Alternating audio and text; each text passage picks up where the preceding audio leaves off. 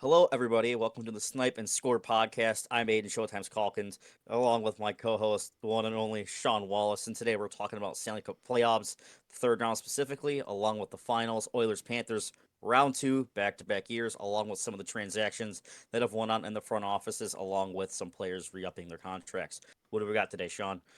Well, we got the conference finals review.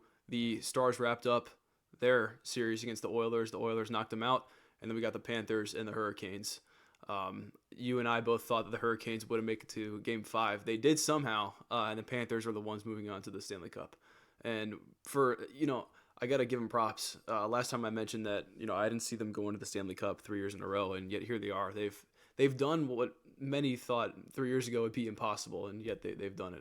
I certainly didn't think that. If you told me 2022 they'd be in the Stanley Cup 3 years in a row, I would have thought you were crazy. But props to the front office, props to the head coach. Paul Maurice has been a home run hire.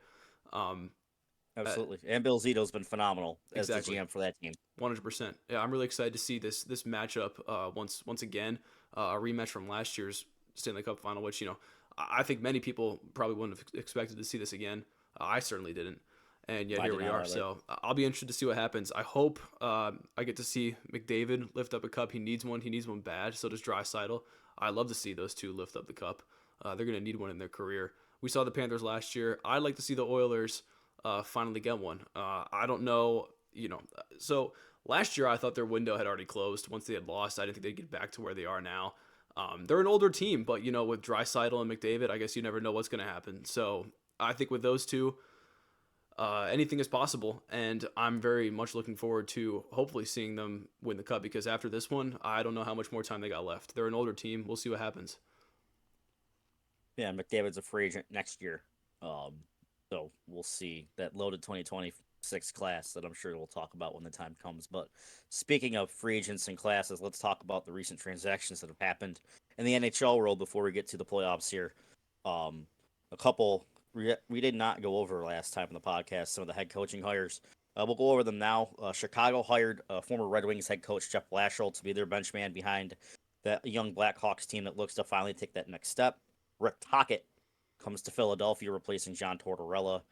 Joel Quenneville finally gets his first hiring since the Kyle Beach scandal with Anaheim. Mike Sullivan hopes to right the ship in New York with the Rangers. Lane Lambert is hired for Seattle as Jason Botterill's first big move. And finally, Adam Foote, Quinn Hughes' best friend, goes to Vancouver to head man over there.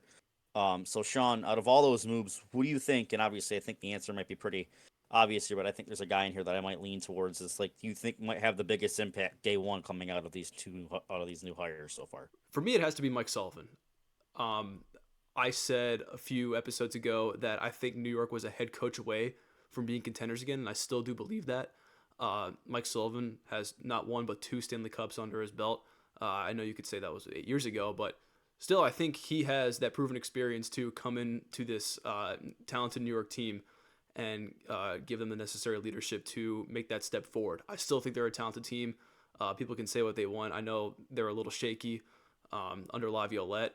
I always thought they were just a head coach away from being competitive. We've seen this with Peter Laviolette before. He's so good in his first season, and then for some reason he just falls off. He just falls off a cliff. It was the same with the Caps. It was the same before that with the Predators. He's so good to start with a team, but for whatever reason he can't capitalize on that second year. We haven't seen Mike Sullivan coach another team in the NHL uh, No. besides the Penguins. I'm curious to see how well he'll do. I think he'll do just fine. I really think he needed a fresh start. I still think he's an excellent coach. He's been with the Penguins for so long. I think before he got fired, he was the second longest tenured head coach in the league, right after John Cooper in Tampa. I really do think Mike Sullivan was a great hire. I think he was the best out of the bunch, and I think New York got a good one. And I think you're going to see New York easily make the playoffs next year. Don't like at me on old takes exposed, but um, I still think that's a great hire, and I think you're going to see New York do a lot better next season with a good head coach. You're going to see a lot of guys like Gabe Perreault get more skating time, make an impact. I think one of the things that Rangers fans griped about Laviolette was the fact that he did the same thing at Washington. He never played the young guys. They had so many youth on the team that never got any skating time, and they needed to get on the ice for that experience. And I think you're going to see a lot more of that in New York with Mike Sullivan. I think they have the guys, and I think they're going to make an impact next year in the Metro. Not that they did this year. I think they're going to do a lot better next year.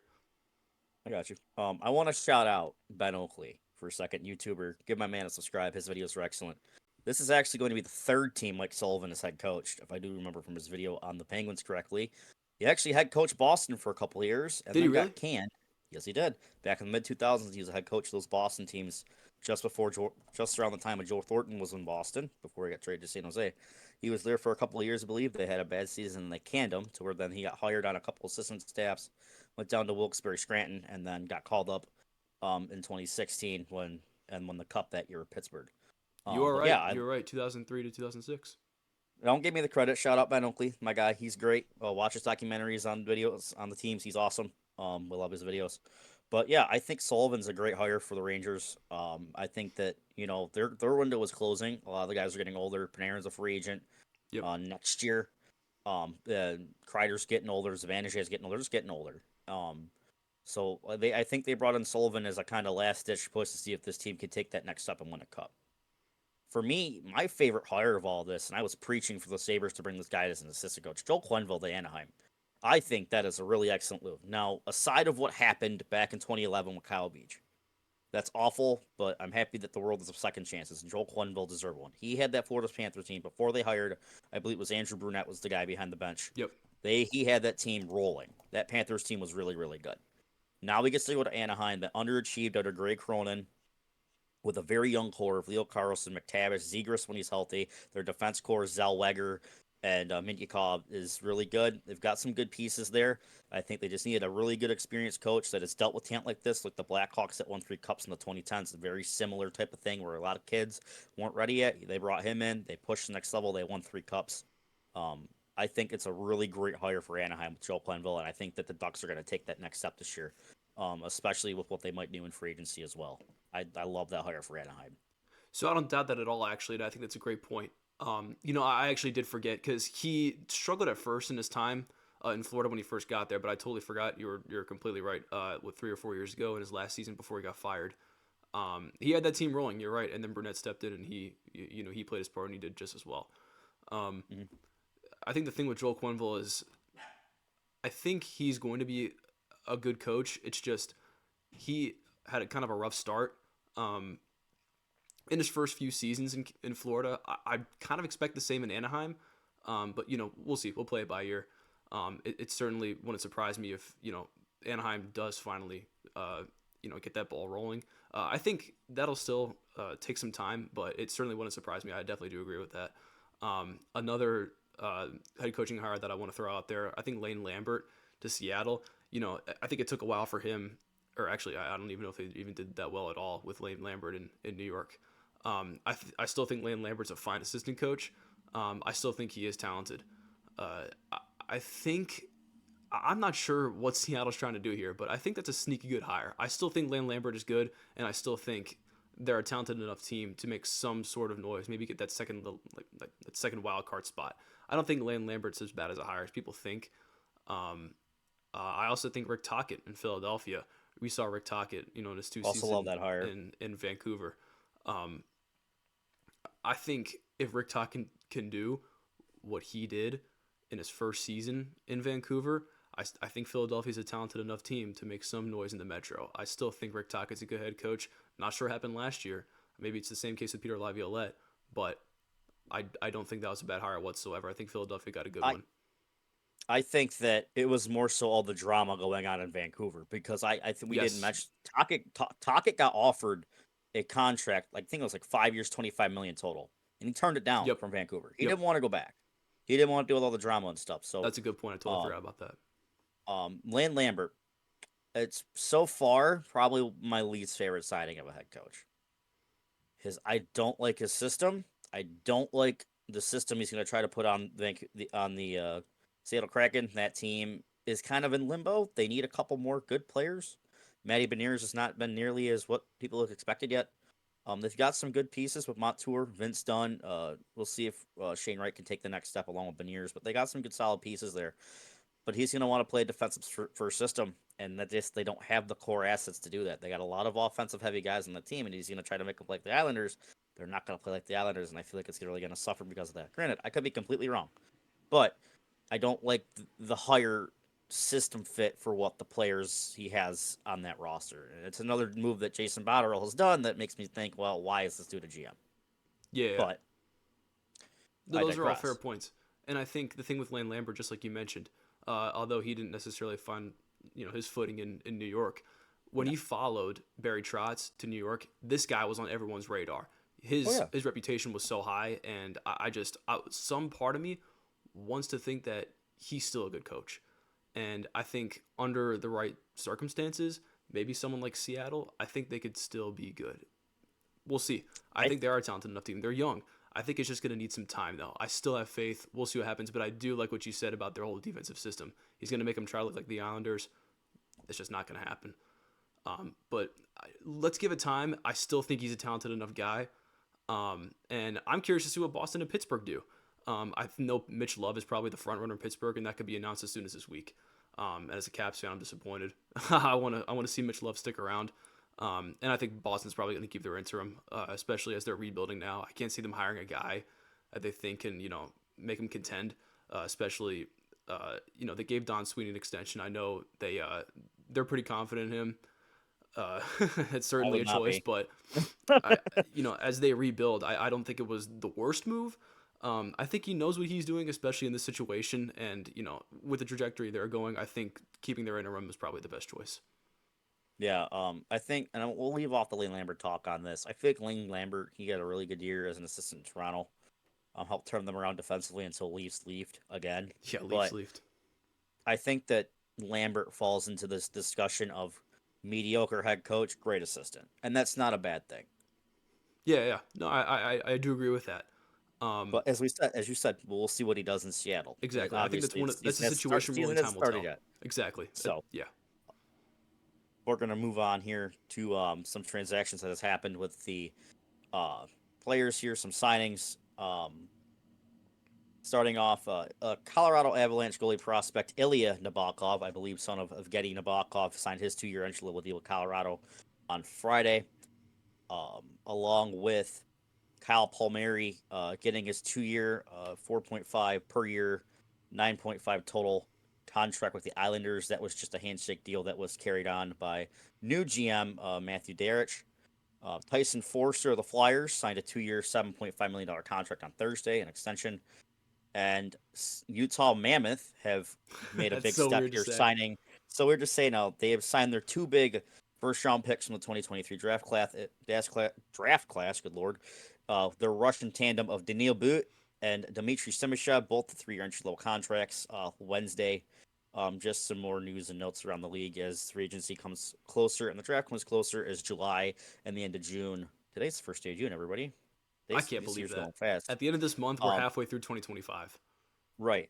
But that the off season is almost in full swing, and with that, we'll end off our kind of before playoff talk with two moves that have been made in the front office. As I just mentioned, Islanders hire former, I believe, Lightning assistant GM Matthew Darich as their GM, and the Buffalo Sabres finally, I can relax and breathe, do something smart. They hire Jarmo Kekalainen, former Columbus Blue Jackets GM from I believe 2013 to 2024, as the senior advisor. He'll report to Kevin Adams, but hopefully this isn't a swing in the right direction for Buffalo. As a Sabres fan, I love the move. I want him as the GM. And I think for the Islanders, I think Derek is going to be a good job out there. Tampa Bay has a good history of producing good GMs, unless they go to Detroit and try to do the same thing they did in Tampa. Not going to name names, but we all know who we're talking about. But I think that both moves are going to be very sustainable, and the report has come out that Buffalo is not done adding in the front office, so time will tell us see what else they have in store. That move makes so much sense for Buffalo, and I'll tell you why. Because when they fire Kevin Adams in the middle of the season, guess who's going to be their interim GM? Oh, I love it. Trust me. Yeah, And the thing they that have it the all thing with planned out. They know what they're going to do. Trust me, it was a good hire.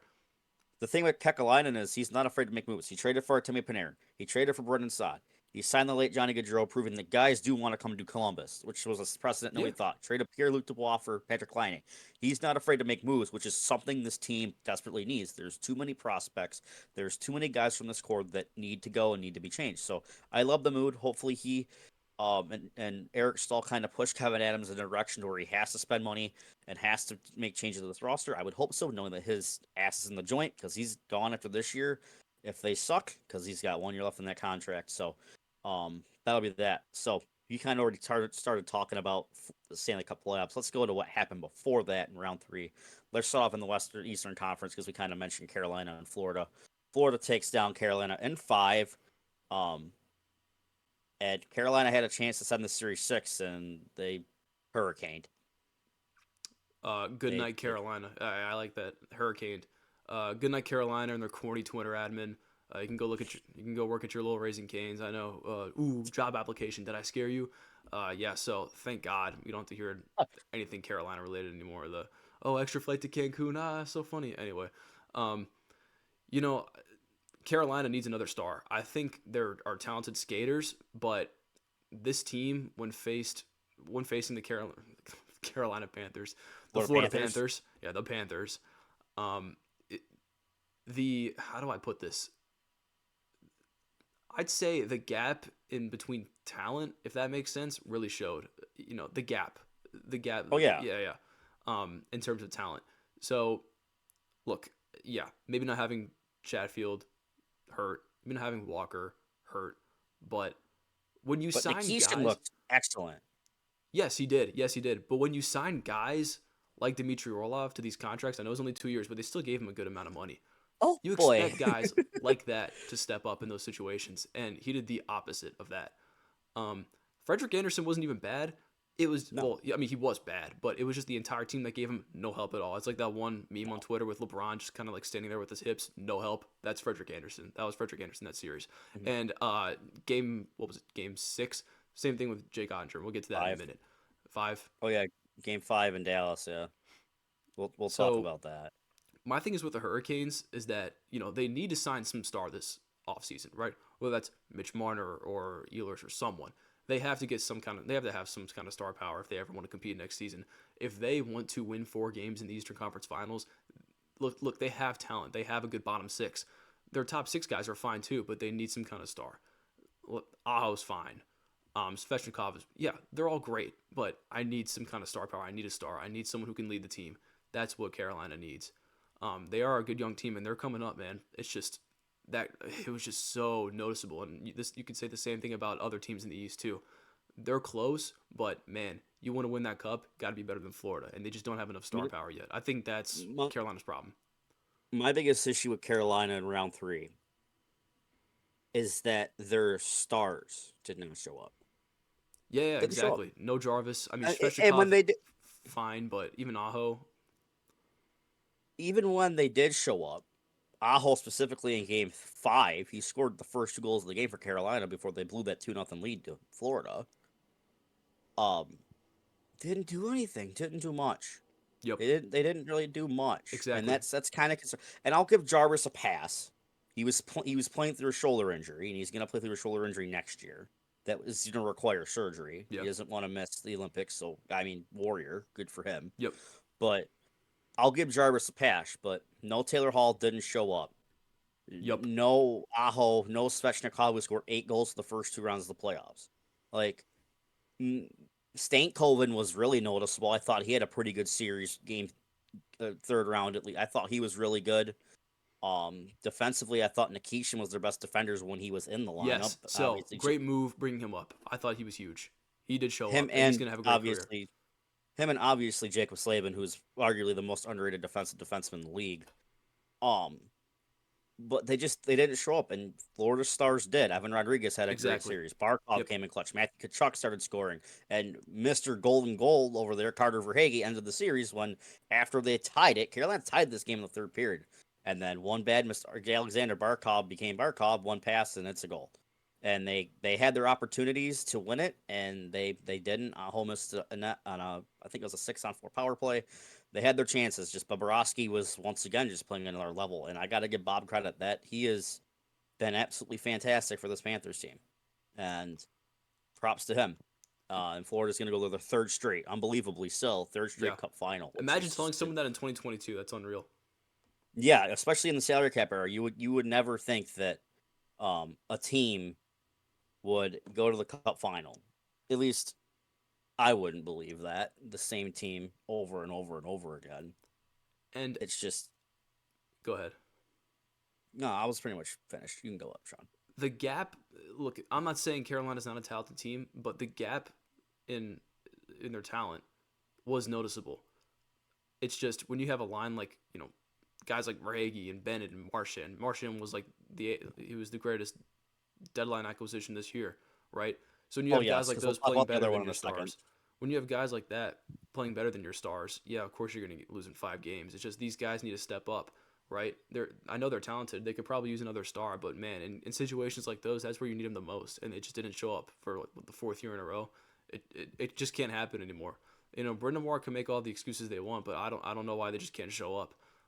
It's the same thing with the Maple Leafs and all them. So, they can look at guys like Marner and Ehlers, but at the end of the day, you have to sign some kind of star that you know is going to set them up for success in the future.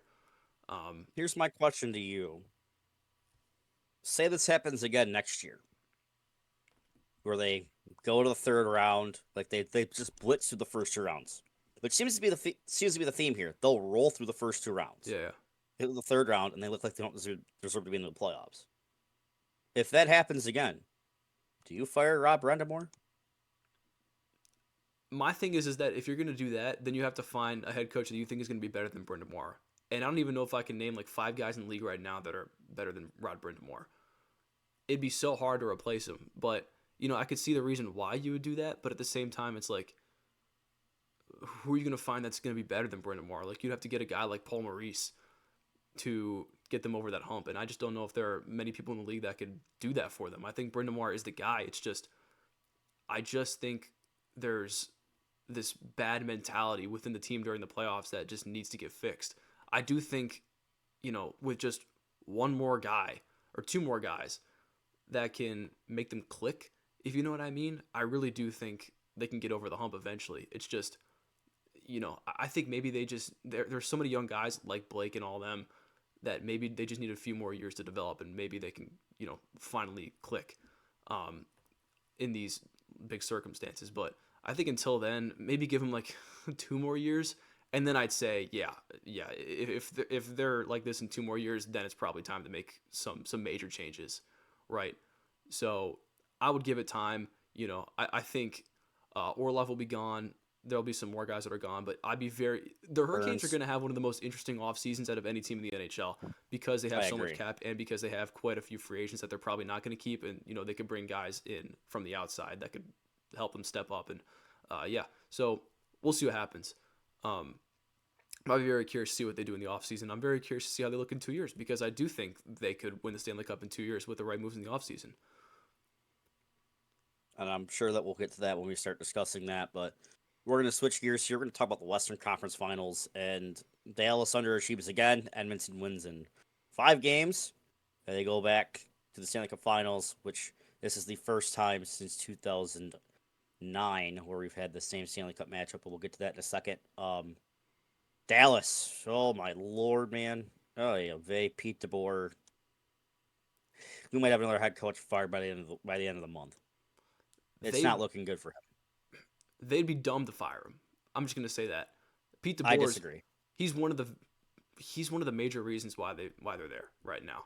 I name a guy that you think right now is better than Pete DeBoer and a guy you think that could lead him to the Stanley Cup final. Now I will say this: it was moronic.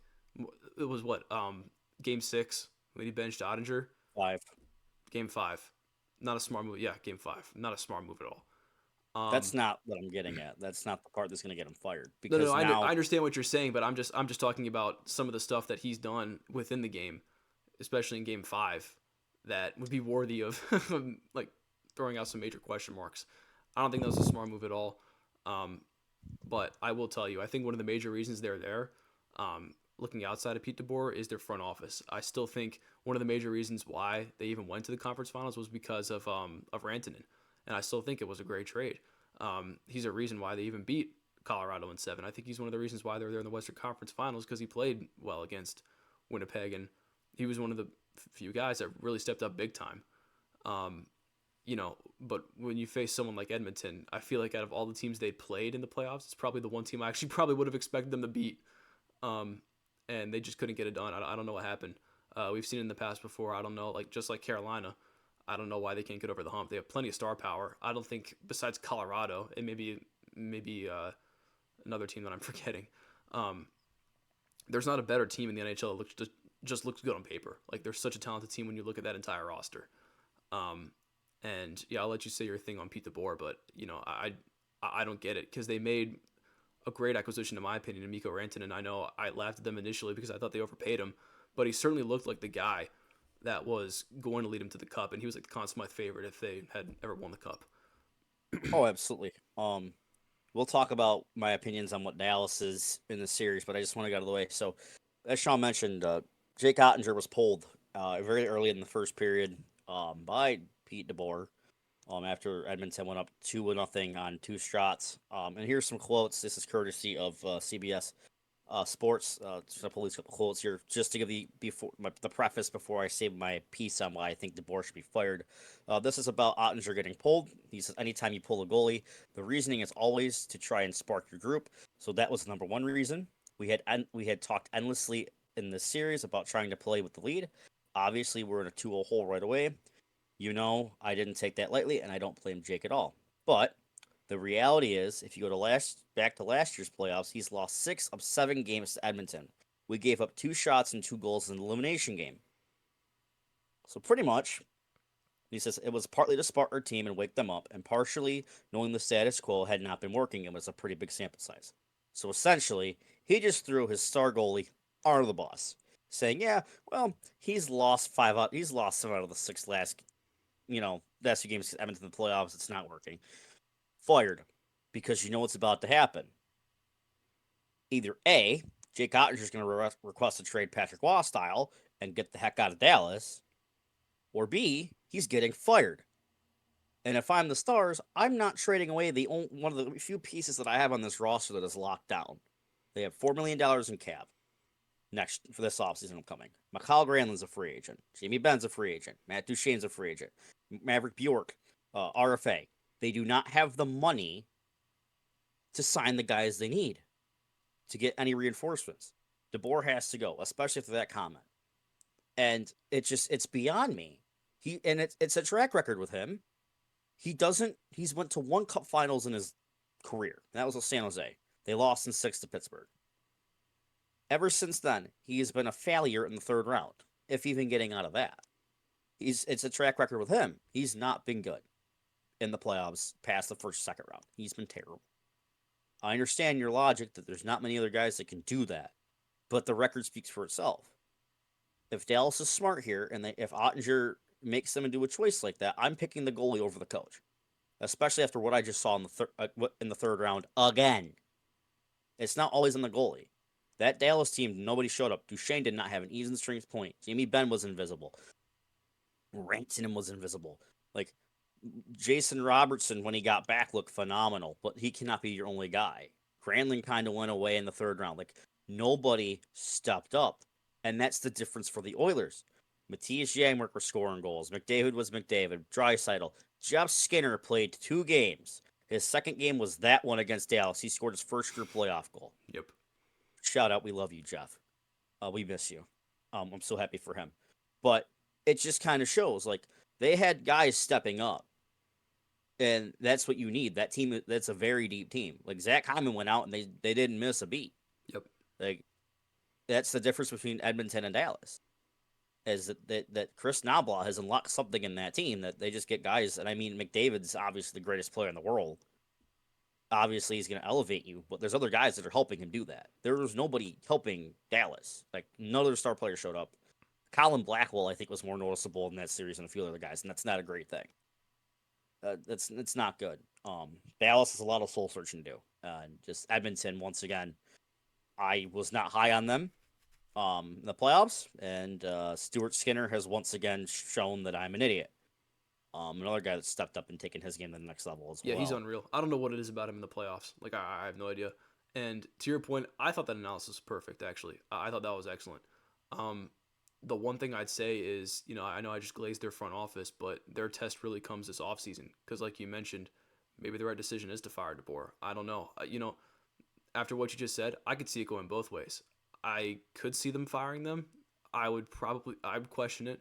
I really would question it. Look, he said one bad thing. Okay, he said one bad thing. I get it. I would understand why Ottinger is, upset about it. But if I'm being honest, let's put our big boy pants on. Let's give this thing one more try because they are a talented team and they are Mhm. talented enough to win the Absolutely. cup.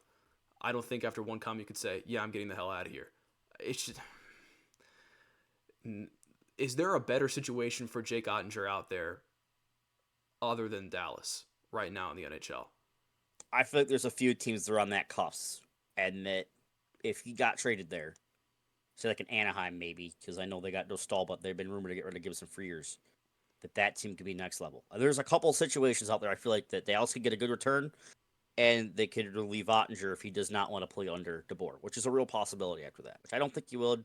I think Jake Ottinger is a real considerable professional, but you know how NHL players are. Sometimes they feel like they're not getting respect, and they'll leave. That's how players are. Yes, yeah, But yeah, absolutely. but Jim Nill has, and he's probably the best, if he's one of the best, if not the best GMs right now in hockey.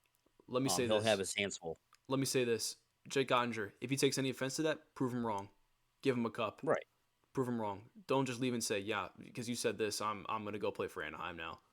No, prove him wrong, man. Just prove him wrong. So what Pete DeBoer said that they have everything they need right now, and to blow this all up because of one comment, no. Let's put our big boy pants on.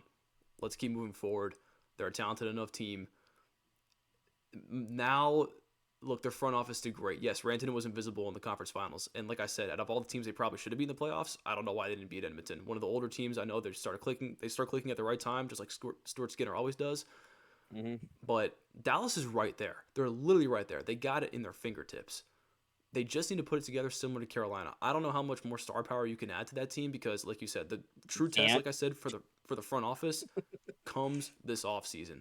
They've done exceptional, but now I want to see what they can do to make them even better next year because they don't have a lot of options. No cap space. They got a lot of good free agents on their list. It'll be really interesting. Similar to Carolina, I'd be very curious to see what teams like Dallas do in the offseason because they're one of the teams I could definitely see getting worse and farther away from a cup if they don't make the right moves this offseason. I think the Rantanen deal, as good as he was throughout the postseason, with the exception of that conference final series, I mean, he's the reason why he played a good part in the reason why they were there in the Yeah, first place. With exactly. that Game He's the 7 reason why performance. Colorado's not in the playoffs. Yeah. Single handedly Yep. knocked them out in Game 7. Yep. Yeah. But I It'll be mean, interesting. but I It'll be mean, interesting. I think if what Dallas does, and we'll talk about this more when the offseason comes up, I think that there's a couple guys on that roster that are very, very key trade candidates to go to get some cap relief. The big one being Mason Marchment. We'll talk to that in a second, into teams that maybe could use a guy like him. Wink, wink, nudge, nudge. Somebody that Aiden's a fan of. Um, that would actually have some youth that could give them some good prospect pool. But with that being said, Florida Edmonton round two. Does Canada finally get their first cup, or does the state of Florida win their fourth cup in the last 6 years? Imagine me telling That's you the at big this time question here. last year that we'd see a rematch of this cup final next I year. would have said okay. I would have said okay. I could see Florida, not Not Edmonton. Edmonton. Dude, I thought their window was closed. They're an old team, man. And especially the way they started off the season. Good for them. Good for them. I hope they win it because if they don't win this one, I don't know how much more they have left. Here's the thing. I am so torn. I am so torn. I could care less who wins the cup, honestly. I love Sam Reinhart. I like Florida. I don't like But Florida, they but won last year, man. Give McDavid his cup, man. He's not gonna have any more opportunities. Same with Drysidle. here's the thing. I'm a snobby American. I don't want to see a Canadian team win the cup. See that But, that stuff doesn't bother me, man. Just I want to see the team. but, I want to see the team who deserves it win. but, with that being said, if the Oilers won the cup, I'd be happy for Connor. I'd be happy for Jeff. I'd love to see Skinner win a cup. Yes, I would love to I see on Stuart Skinner hold that thing, dude. Can you imagine? Not the Skinner I was talking about. No, no, no, Stuart Skinner. I don't care about Jeff Skinner. Yeah, that's your thing, bro. I But I want to do. see Stuart Skinner hold that cup, silencing all the doubters. What, dude? What a I want to see performance! my boy. I want to see my boy, Mr. Party in the USA. Mr. Break Free hoist the cup in his first try at the playoffs as a Sabres fan. I mean, I'm personally, I don't know what your predictions are. I think Florida wins in 7. Yeah, so do It's just I. Okay, I don't know. this pant. I don't know about in I 7, but understand. they win in 5 or 6 in my opinion. They're too I good. think 7. They're on an absolute tear. I No one's think stopping them. I think that McDavid is just on another level than everybody else. That he'll carry this team just like last year when they were down 3-0 and forced Game 7. I think that McDrysidle, as we're gonna call them, McDrysidle, are gonna carry this team enough. But I just think this Panthers team, and I've said this numerous times, they are just built to play playoff hockey. They wear you down to when you get to those game sixes, those game sevens, you have nothing left. They wear you down.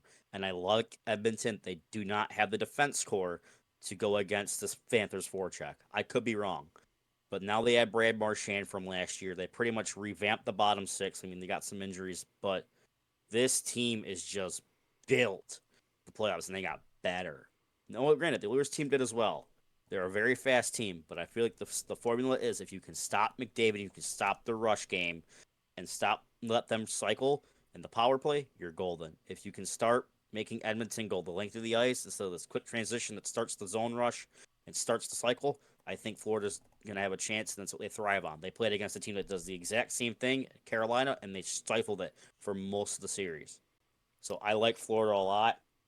Honestly, though, I can see this going both ways, and the trend has been the last two times, ladies and gentlemen, that there's been back-to-back cup matchups. The team that lost the first time has won the second year.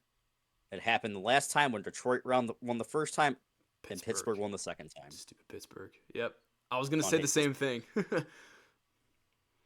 But again, will McDavid continue the streak, or can those scumbags and Bennett, Kachuk, and Marchand, the scumbag line, that has yet to come together that I need to happen just once, can they stifle and win back to back for the first time since the Penguins in 2016, 2017? I certainly think so. I just think I keep calling them Carolina, man. Different Panthers. I just think Florida is. Wrong sport. Yep, wrong sport. You're right. That's James and Ryan's bit. Stop taking it from them. I'm sorry, James and Ryan. I gotta be better.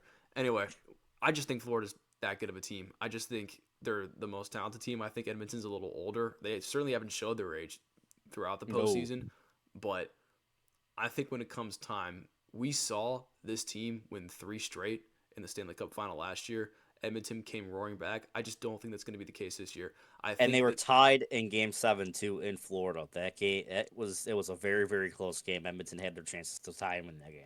call me crazy, but I think the gap in talent this year is wider than it was last year. I think Florida handles them in no more than 6. Yeah, I'm going to say 5. I just I think think it Florida's is that good. too. No one's going to stop them from rolling, man. I think Edmonton, out of all the teams they've played so far, actually, is probably the weakest opponent that they've had in the playoffs so far. Call me crazy. Okay, hang on. Nope, Carolina was. Edmonton's probably the second. Yeah, Last. Carolina was. I was gonna Edmonton's say I'd probably the rank third it strongest, second weakest. definitely because I would rank it honestly Toronto, which is surprising. Toronto, Tampa, Edmonton, Carolina. Yes, I would say the same. And the only Um, reason I say that is because Tampa severely underperformed this year. Florida just took the belt and said your ass. That was that. Toronto led the series, which is the only yep. team to say that against Florida. And Florida wiped the floor with Carolina. So I Yes. don't know how well Edmonton's going to do, but I can tell you if it's anything like last year, I think this year Florida has even more of an advantage.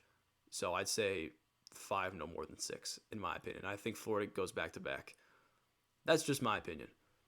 I like that. I mean, I think Florida wins back to back, but again, time will tell. And the stats don't Yes. favor them, but the Cats never really cared for that. They just go out and play hard nosed. We're gonna run you through the board style of hockey, and that's just how the Cats are. But I'd be happy to see any team win. I'd be happy to see either team win. Yeah, I could care less who wins it. No, I prefer Edmonton and Florida, whoever that was left. So I have no gripes about it. So I could care less. One last thing that I want to ask you, because obviously, we're talking about the Oilers and you're a Sabres fan. 1 year later, I laughed when they traded Savoy for McLeod. I thought McLeod was a fine player, but Savoy Gaggle, was one of their best prospects. What do you think about it now? win Buffalo hands down, done. Which no one would have said. Um, This was looking like another just incompetent move by Kevin Adams, but my exact reaction was what the blank. are you doing? Savoy is not going to be a bad player in the NHL. He's going to be, I think he'll be at most a His solid statistics, sorry, I meant to say solid bottom six guy. But McLeod has shined in Buffalo, and he has been he's doing better fantastic. than I ever thought he was. So this is He's gonna actually get a looking like a nice. win for Buffalo, 100%. McLeod is going to get a nice contract this offseason. I as hope he it's should. 5/5. And the rules is so he can play top line, he can play the second line, he can play the third, he can play up and down the lineup, which is great. He's fast. He's a great guy in the penalty kill. He's excellent. I cannot be happier around McLeod. He's become a fan favorite amongst the Sabres fans, including myself. I think I'm actually debating on getting his jersey because I love Clowder so much with his hockey smile with his missing four front teeth.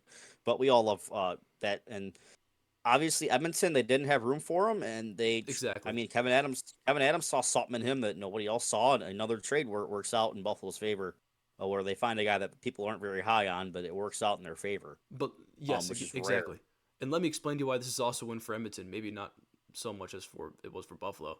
Um, but They look, get younger in the prospect pool exactly. Not that only they don't that, but have. they knew they weren't going to afford McLeod, especially like what No. we mentioned earlier in the podcast. Look, cap space is only going up, right? Cap number only Mm-hmm. rising.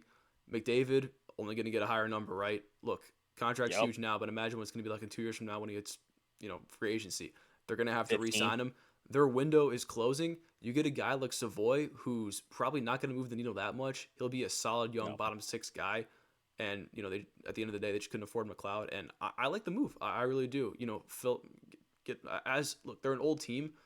Get as many young guys as you can for cheap that will hold your bottom six down. Who can maybe even go up in the top six at some point. I like that move for Edmonton. I think it was smart. They're looking towards their future, and they know what they have to pay McDavid as the cap number keeps rising. It was a smart move for both teams, which at the time I I thought think Edmonton fleeced them. I think more so it was a situation where he was not getting played in the playoffs at all last year. Um, they wanted to find a different person for him. Adam Henrique had essentially taken his role. They found a suitor in Buffalo who would give him a chance to play, and he has thrived. So it's worked out for both teams, but so far more Buffalo than Edmonton so far. But obviously Savoy's young, but his trajectory has not been great so far. He's not looked really that great in the AHL. NHL, he Yeah, was okay, but we shall see. yeah. Like I said, We'll at end best, as usual. maybe like a solid bottom six guy. Yeah. And we'll end as usual with a random player of the day. Sean hates this, I, but it's okay. I got a good one for you though. So I actually am excited. I got a good one. You're gonna get it, but I just think it'd be a funny one. I have one for you, and it is playoff related. Um, you want me to go first and give you yours? Yeah, yeah. You go first. I like mine. All right. He was drafted third overall by Toronto in the 2013 entry draft. Um, he spent a lot of time down in the minors, and eventually he was traded to Tampa Bay, and made his NHL debut in the 2019-2020 season. Spent a year there, and then I believe signed in Florida in 2021, where he's been ever since. Okay, you're gonna laugh. Hang on. Oh my god, hang on. Okay. I think I do know who this is. And before I say his name, I have to look it up. But I have a name in mind, and if it's not him, I won't say it. Okay, no, it wasn't him. Okay, never mind. I'm not gonna say it. Um, okay. Look, do do me a favor. Am I allowed to look up the Panthers roster? Yes, I will give you Thank you. this. Thank you. Okay. And if I don't get it, everyone in the comments I'll can give go you. I'll laugh and give point you a at me. really big hint. I'll give you a really big. He's been a very key contributor the last 3 years in the playoffs. All right. Draft. Everyone right now knows who this is, and they're laughing and pointing at me, man. Probably, I would say, because he's a pretty big name on this Panthers team. Okay. Let me think. I And I know know he he's was thinking of Sam Reinhart or Sam Bennett. It was neither. is this. Oh wait, no, I know who this is. Hang on. No, I do Yes, know you who do. this is. Yeah, yeah, yeah. This is Yes, you do. hang on. No, it's Carter. It's Carter for Hakey. Yeah. Yes, it is. All It right. is I was Carter gonna say, yeah, Verhaeghe. yeah. If I didn't get that one, man. Well, first of all, I had to look it up, which is even more pathetic. But at least I got the It's name right. Carter At least I Verswaggy. didn't throw out a name before I said who it really was. You're So yes, it's right. Carter for Hakey. It was Okay. It was Verswaggy. All Yes, right. Carter Thank God. Verhaeghe Okay. Thank you. scored the winning goal against Carolina in Game 5. Thought we'd throw a little bit. Thank you We'll for break giving the me a playoffs. major assist. I really appreciate that. Got you, buddy. Obviously everyone knows my knowledge in hockey is not that great. So I'm happy. No, I'm we're a happy you puck, did that. Sean So Wallace. so thank you. I got a fun one today. You're gonna get it, but I just think Good. it'd be I cool to throw can't out his wait. name. I'm excited. All right, he was drafted in 2003 in the fourth round by the Pittsburgh Penguins. Oh All right. God. Any any names coming to mind so far? No, what? You're gonna get after this because he spent a lot of time in the minors. He made his debut in Pittsburgh in 2008, and you're gonna get it when I say this. And Wait a then minute. he was moved to Phoenix in 2009, where he spent the rest of I his know who career. this Yeah, is. who is it? Oh, why am I dumb? It's Biz Nasty. It's It's Paul Biz. Biz Nasty. Paul Bissonette is the answer. It's the guy that makes the vodka for me with Oh Ryan yeah, Whitney. Yeah, Ryan Whitney. absolutely, absolutely. Pink Whitney, And baby. shout out the Splitting or Spitting Chicken with podcast. Y'all are great. Love that. Love that. I knew Yes, you'd get it. I Paul just thought it'd be a Biz funny is one. in that. Love Biz Nasty, Biz baby. Nasty, great. For Yes, whatever we love reason, he's Biz. a That's Maple Leafs great. fan, and everyone hates on You said hates on him for that. Pittsburgh 03. I'm like, wait a minute. You said he played in the minors a while. He's like made his debut in 08. I'm like, I know who this is. It's Yeah, good. and then That's a once I good said one. I Phoenix, like you're like, that. all right, yeah, okay, I do know who this is. Phoenix, not Arizona, y'all. Phoenix. Yeah, Phoenix. they Yeah, they yeah. weren't Arizona Wait, yet. what is That was Phoenix? I only know Utah. I only know Utah.